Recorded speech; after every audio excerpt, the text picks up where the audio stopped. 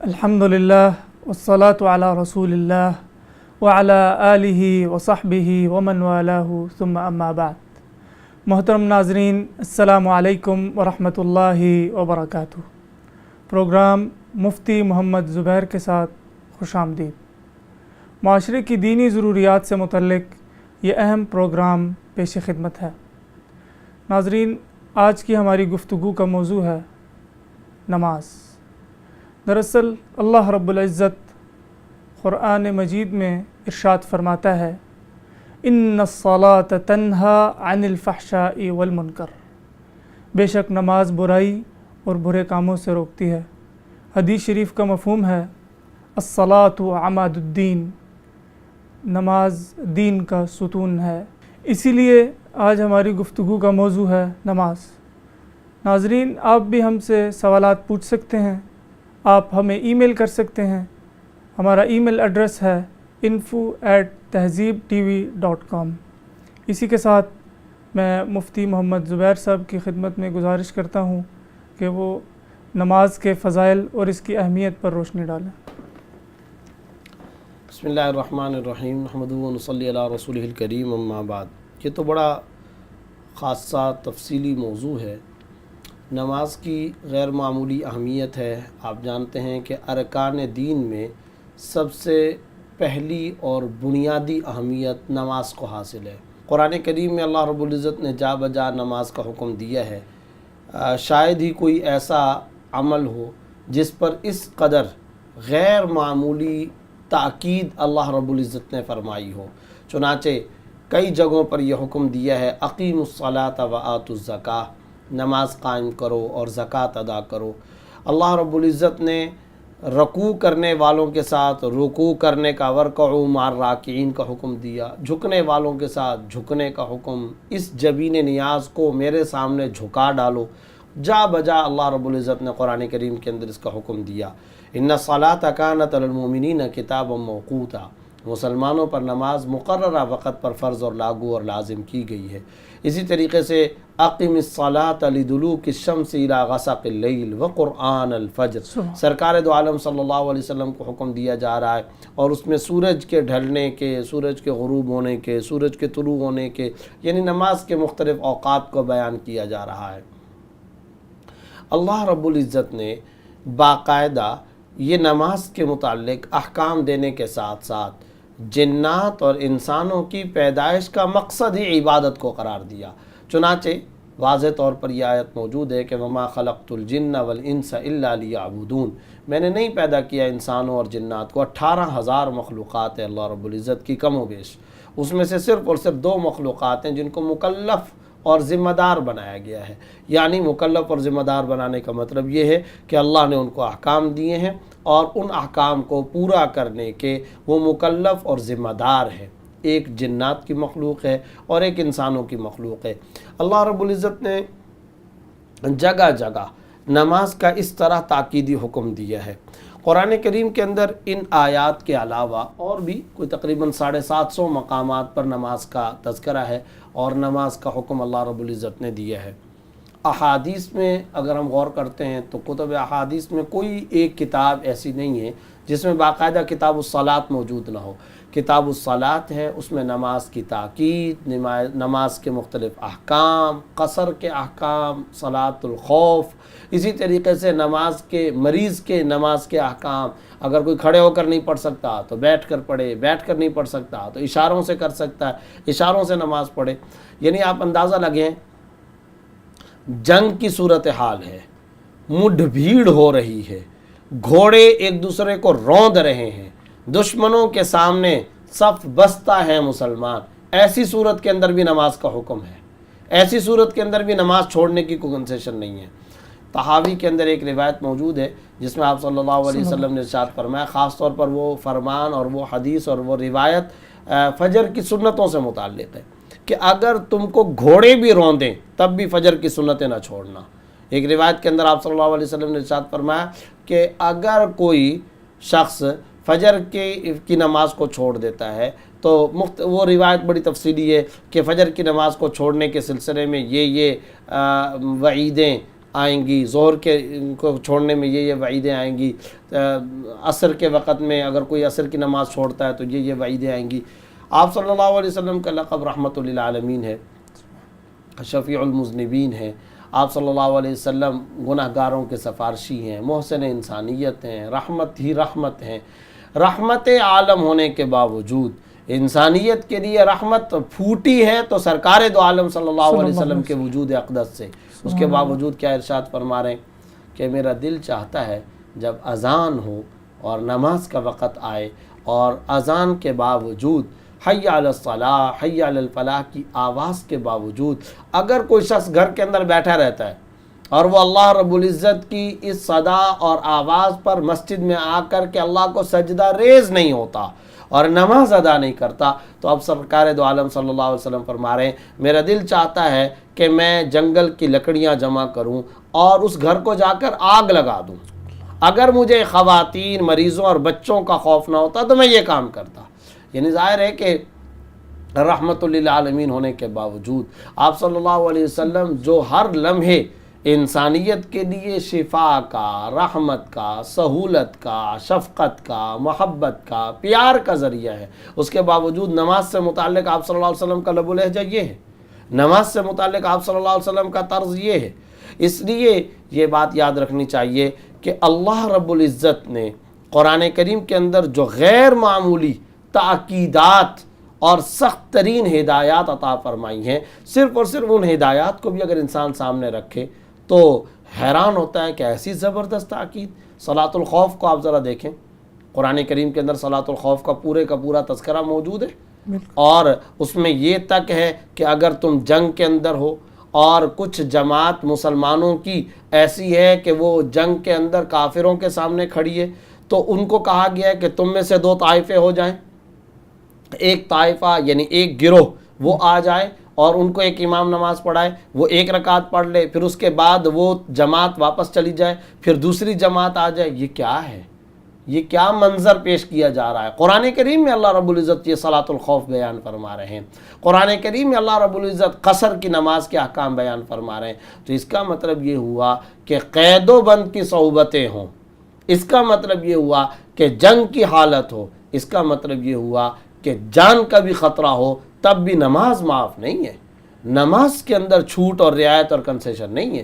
ہاں اگر کوئی پیشنٹ ہے، کوئی مریض ہے اور وہ نماز نہیں ادا کر سکتا، ڈزنٹ میٹر، کھڑے ہو کر نہیں پڑھ سکتا بیٹھ کے پڑھ لے، بیٹھ کر نہیں پڑھ سکتا تو اشارے سے پڑھے، لیکن یہ کہہ دیا جائے کہ نماز ہی معاف ہو گئی، یہ نہیں ہے۔ یہ ہے غیر معمولی تاکید جو قرآن کریم کے اندر ہمیں ملتی ہے۔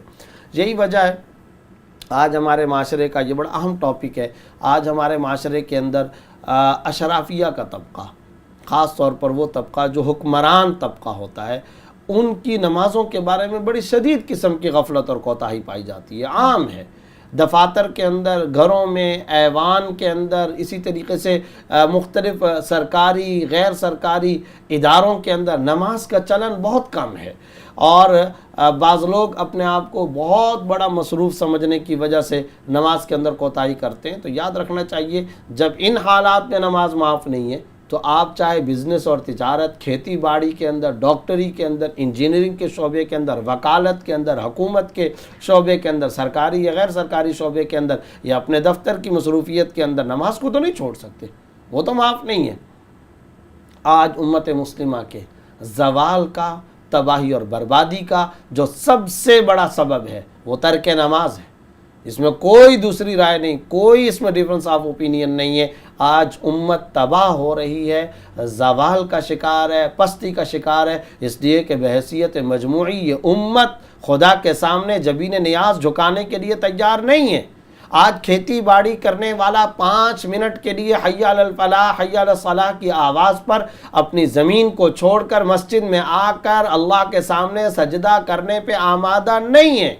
آج بزنس مین اپنی تجارت اور بزنس کو چھوڑ کر مسجد میں آ کر نماز کے لیے آمادہ نہیں نظر آتا۔ آج ڈاکٹر ہے، وکیل ہے، انجینئر ہے، زندگی کے کسی بھی شعبے سے تعلق رکھنے والا ہو۔ اسی لیے ایک بزرگ بڑی اچھی بات کہا کرتے تھے، وہ فرمایا کرتے تھے، بڑی خوبصورت بات، مجھے ان کا یہ جملہ بڑا خوبصورت معلوم ہوا کہ جو ایمان تمہیں فجر کی نماز کے لیے चारपाई और बेड से उठाकर मस्जिद तक ना ला सके, वो ईमान तुम्हें जन्नत तक कैसे पहुंचा देगा। यानी जो ईमान तुम्हारे लिए ये इतनी ताकत नहीं रखता तुम्हारा ईमान कि वो चारपाई से उठाकर तुम्हें मस्जिद तक नहीं ले जा सकता, बताओ वो तुम्हें जन्नत तक कैसे लेकर जाएगा। आज सारी दुनिया की उम्मत मुस्लिमा ये तो ज़रूर चाहती है कि हमें कुफ़ार पर फतह मिल जाए, हमारी शौकत रफ्ता बहाल हो जाए, हमें इज़्ज़तें मिलें, हमें अज़मतें मिलें, हमें बुलंदियाँ मिलें, हमें ऊँचे मकामात मिलें, दुनिया में हमारा रोब हो, हमारा दबदबा हो, हमारी इज़्ज़त हो, शान व शौकत हो। ये हर आदमी चाहता है या नहीं चाहता? हर आदमी चाहता है। मगर हर आदमी चाहता तो है, क्या अल्लाह के सामने झुकने के लिए तैयार है?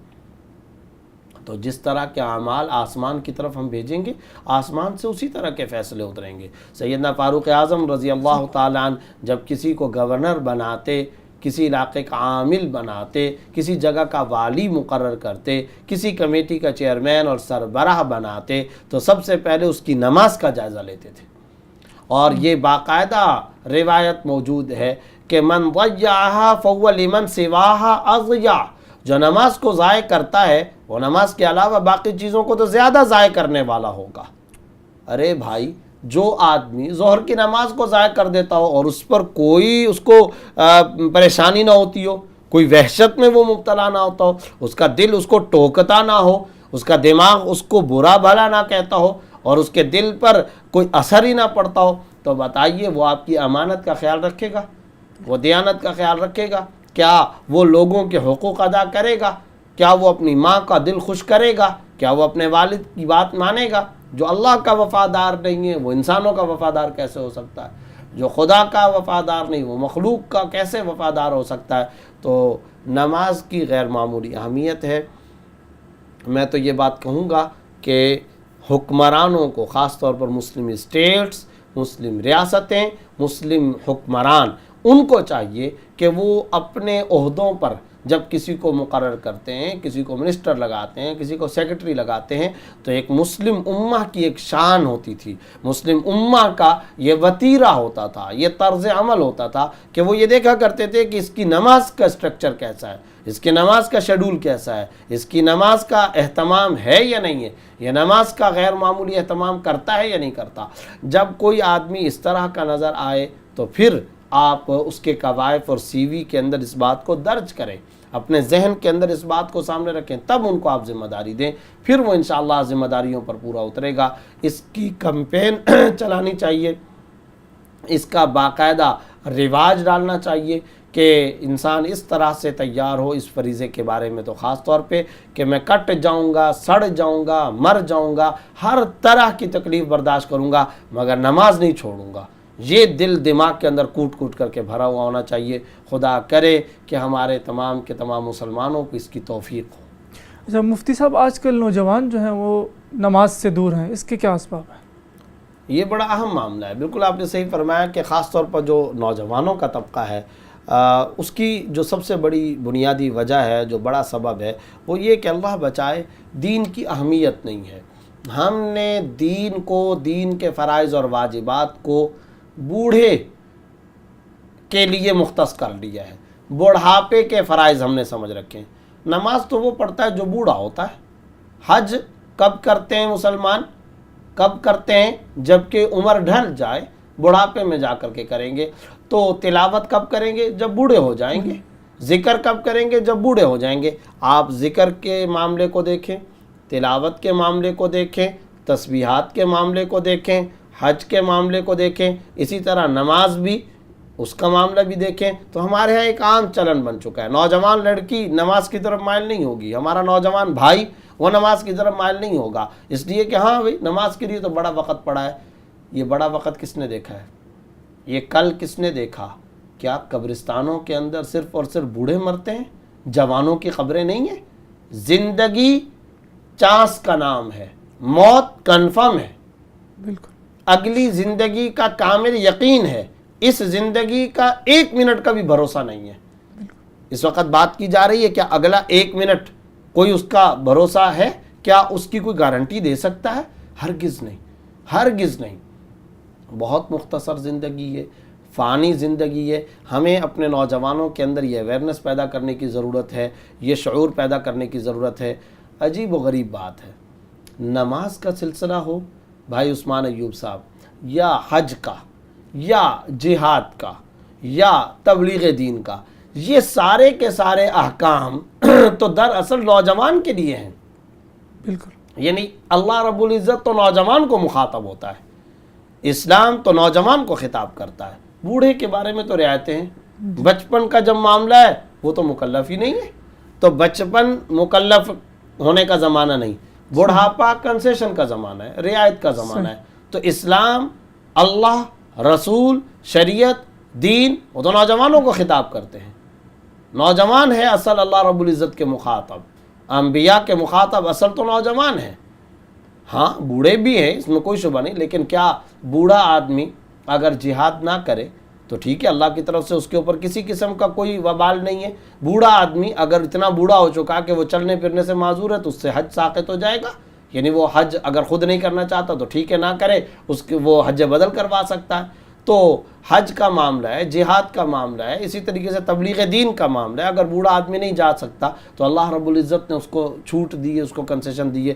تو بالکل برعکس ہمارے نوجوانوں کا مزاج بن چکا ہے کہ نماز کو, ذکر کو, تلاوت کو, جہاد کو, حج کو ہمارا نوجوانوں کا طبقہ بڑھاپے کی چیز سمجھ رہا ہے, جبکہ یہ جوانی کی چیز ہے. عبادت تو جوانی کی ہے جب سارے کے سارے اعضاء ساتھ دیتے ہیں, اور معصیت, شہوت اور نافرمانی کے سارے جذبات موجود ہیں. دیکھیں نا, اندھا بولے کہ میں نامحرموں کی طرف نظر نہیں اٹھاتا تو اس میں کیا کمال ہے. اسی طریقے سے بوڑھا بولے کہ میں بدکاری نہیں کرتا تو کیا کمال ہے, اس میں تو اب شہوت ہی نہیں رہی ہے. اسی طریقے سے ایک فقیر بولے کہ میں شراب نہیں پیتا, اس کے پاس تو روٹی کھانے کے پیسے نہیں ہیں. سمجھے کہ نہیں. تو بات یہ ہے کہ جب ساری قوتیں موجود ہوں, جب ساری طاقتیں موجود ہوں, جب شہوت کے سارے جذبات موجود ہوں, اور جب گناہوں کے سارے اسباب میسر ہوں, نافرمانی کے سارے وسائل میسر ہوں, اس وقت آپ لات مار دیں اور اس شہوت کو ٹھکرا دیں اور خواہش نفسانیہ پہ کنٹرول کرنے اور جا کر اپنی یہ جبین نیاز اللہ کے سامنے جا کر جھکا دیں اور اللہ کے سامنے جا کر کے گڑ گڑا لیں.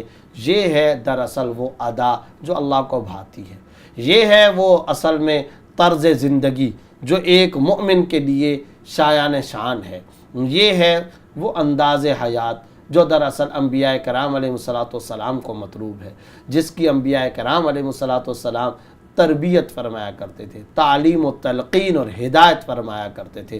تو یہ طرز ہمیں اختیار کرنا چاہیے. نوجوانوں میں کمپین چلانے کی ضرورت ہے, نوجوانوں کو اس پر آمادہ کرنے کی ضرورت ہے کہ ارے بچپن کے اندر تو نماز کا تم پر حکم ہی نہیں تھا, شیرخواری کی حالت, شیرخواری کی بات کی حالت, وہاں تو رعایت تھی, تم ذمہ دار ہی نہیں تھے. بڑھاپے کے اندر تو مختلف شکلیں تم کو کنسیشن اور رعایت کی مل جائیں گی. اصل تو عبادت کا یہ ہے موقع, یہ ہے. صحابہ کرام, تابعین, تبع تابعین, خیر القرون کا جو زمانہ تھا, بہتر جو زمانے تھے شرعی اور دینی اعتبار سے, اس میں یہی معاملہ ہوتا تھا. آج ہمارے دور کے جہاں بہت سارے عذاب, جہاں بہت سارے ابتلاءات, جہاں بہت سارے ہمارے دور کے اندر بہت ساری غلط فہمیاں پیدا ہو گئی ہیں, اس میں یہ ایک خاص طور پہ چلن پیدا ہو گیا ہے کہ مساجد کے اندر بوڑھے نظر آئیں گے, زیادہ سے زیادہ ایجڈ اور بڑی عمر کے افراد نظر آئیں گے, نوجوان بہت کم نظر آتے ہیں. تو اس اویئرنیس کو پیدا کرنے کی ضرورت ہے.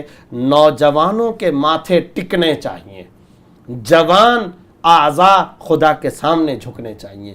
یہ زکوٰۃ عمر کی بھی ہوتی ہے, اور عمر کی زکوٰۃ یہ ہے کہ اپنی اٹھتی ہوئی جوانی کے اندر اللہ رب العزت کو اپنی عبادت کے ذریعے سے خوش کیا. سبحان اللہ. یہ ہے اصل میں طرز زندگی, یہ ہمیں نوجوانوں کو اختیار کرنا چاہیے. اچھا مفتی صاحب, کتنے سال کے بچے پر نماز فرض ہے؟ دیکھیں جی, اس سلسلے میں بنیادی شرعی حکم تو یہ ہے کہ بالغ ہونے کے بعد انسان پر نماز فرض ہوتی ہے. صحیح. جب انسان بالغ ہوتا ہے تو تمام شرعی احکام لاگو ہو جاتے ہیں. البتہ احادیث کے اندر آپ صلی اللہ علیہ وسلم نے اس کی تاکید فرمائی ہے اور یہ ہدایت عطا فرمائی ہے کہ جب 7 سال کی عمر کا بچہ ہو جائے تو اس کو نماز کا عادی بناؤ, صحیح, اور ماحول ایسا دو کہ وہ نمازوں کے ماحول کو سمجھنے لگ جائے، نماز کی طرف آنا شروع ہو جائے۔ بالکل معصوم بچہ جو ہوتا ہے اسے تو مساجد کی طرف نہیں لانا چاہیے، کیونکہ حدیث کے اندر آیا جنب الصبیان عن المساجد او کما قال علیہ الصلوۃ والسلام، کہ بچوں سے مساجد کو بچاؤ، یعنی وہ بچے جو بالکل چھوٹے ہوتے ہیں، بچے جا کر کے مساجد کے اندر شور کرتے ہیں اور روتے ہیں اور دوسروں کی نماز میں خلل پیدا ہوتا ہے، ان کے بارے میں تو شرعی حکم یہ۔ لیکن جب بچہ ذرا سمجھدار ہو جائے اور وہ شور شرابہ نہیں کرتا، روتا دھوتا نہیں ہے، تو ایسے بچوں کے بارے میں شریعت کا تقاضا یہ ہے کہ ان کو نماز کا عادی بنایا جائے۔ عام طور پر اس کے لیے جو عمر ہوتی ہے وہ 7 سال کی عمر ہے، تو آپ صلی اللہ علیہ وسلم نے 7 سنوات یعنی 7ویں سال کے اندر نماز کا حکم فرمایا ہے کہ بچوں کو اس وقت کے اندر اس عمر میں نماز کی طرف متوجہ کیا جائے۔ اگر 7 سال کی عمر ہو تو نماز کی عادت ڈلوانے کی ترغیب دی جائے، اور اگر 10 سال کی عمر ہو جائے تو پھر سختی شروع کی جائے۔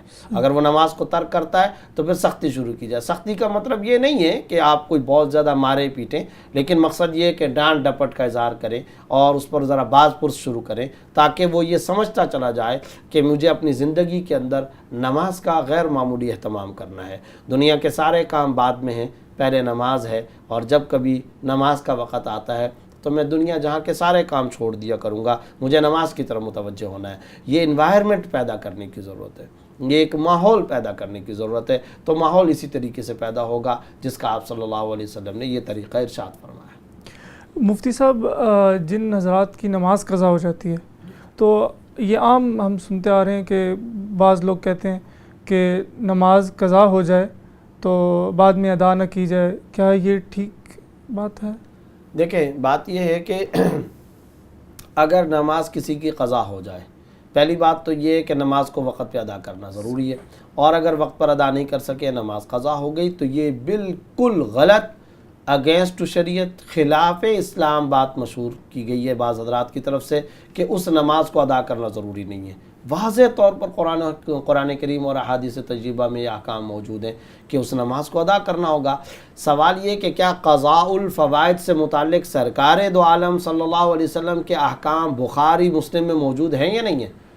کوئی حدیث کی کتاب ایسی نہیں ہے جس میں نمازوں کی قضاء کے بارے میں مستقل ابواب قائم نہ کیے گئے ہوں، مستقل چیپٹرز قائم نہ کیے گئے ہوں، فصلیں قائم ہیں، قضاء نمازوں کے احکام باقاعدہ احادیث تجربہ کے اندر معروف و مشہور ہیں۔ بخاری کے اندر یہ واضح طور پر روایت موجود ہے، من نام عن صلاۃ او نسیھا فلیصلیھا اذا ذکرھا او کما جاء فی الحدیث، جو نماز سے سو جائے، یعنی کوئی آدمی ایسا ہے سو گیا اور باوجود انتظام کرنے کے اور اٹھائے جانے کی کا کہہ کر اور فکر کرنے کے باوجود نہیں اٹھ سکا، تو اب آپ صلی اللہ علیہ وسلم کیا ارشاد فرما رہے ہیں کہ جب بھی اس کو یاد آئے، بیدار ہو، اٹھے تو وہ نماز ادا کرے۔